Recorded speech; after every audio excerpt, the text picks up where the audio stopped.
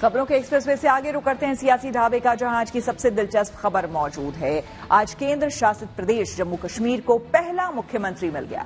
विधानसभा चुनाव में जीत हासिल करने वाली पार्टी नेशनल कॉन्फ्रेंस के उमर अब्दुल्ला का शपथ ग्रहण समारोह संपन्न हो गया, जिसमें इंडिया गठबंधन के दिग्गजों ने शामिल होकर एक तरह से अपनी शक्ति प्रदर्शन किया।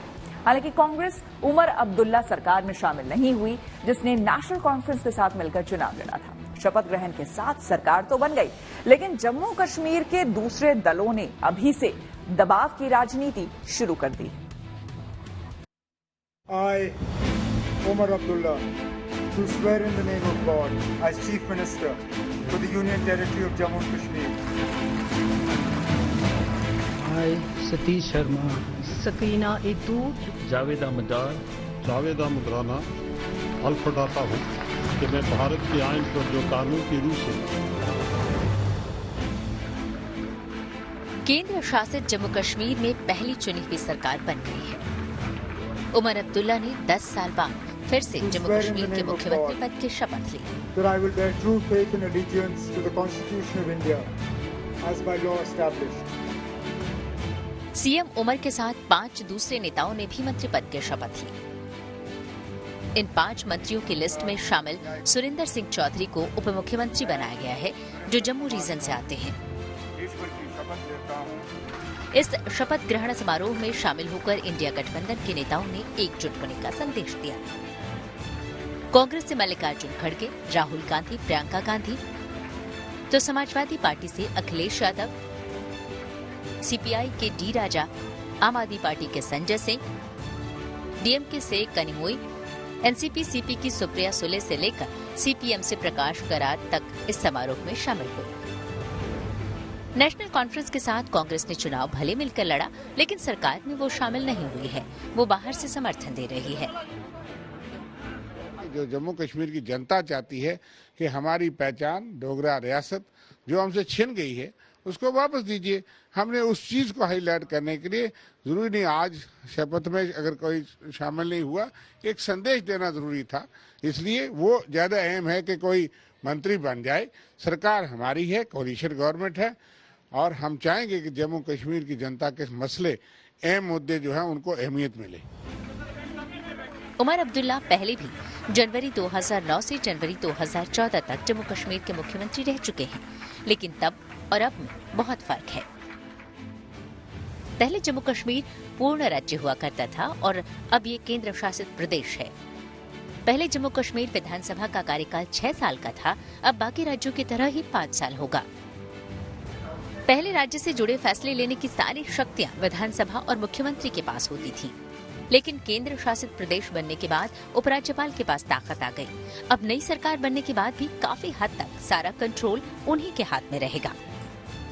2019 के बाद जम्मू कश्मीर की संवैधानिक संरचना पूरी तरह से बदल गई है और अब वहां सरकार से ज्यादा बड़ी भूमिका उपराज्यपाल की हो गई है।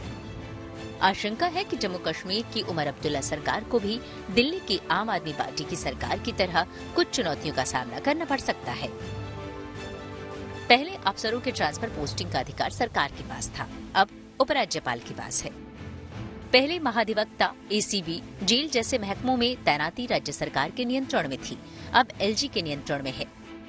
पहले जम्मू कश्मीर सरकार राज्य सूची के विषय पर कानून बना सकती थी, अब उसे केंद्रीय सूची के कानूनों का ध्यान रखना होगा। इतना ही नहीं, पहले विधानसभा में बिल पेश करने के लिए राज्यपाल की मंजूरी जरूरी नहीं थी, अभी बिना एलजी के मंजूरी के कोई बिल नहीं लाया जा सकता है।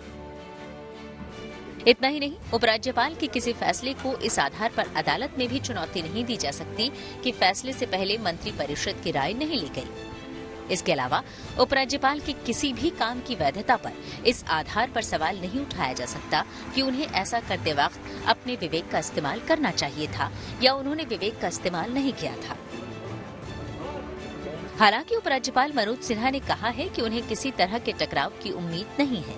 उनके मुताबिक उनकी तरफ से कम ऐसा कुछ नहीं होगा जिससे टकराव की स्थिति पैदा हो। उपराज्यपाल की तरफ से ये भरोसा भले दिया जा रहा हो, लेकिन उमर अब्दुल्ला सरकार के लिए जम्मू कश्मीर के बाकी दलों ने प्रेशर पॉलिटिक्स शुरू भी कर दी है। वो 370 और पूर्ण राज्य के दर्जे के मुद्दे को लेकर सियासी दांव खेल रहे हैं।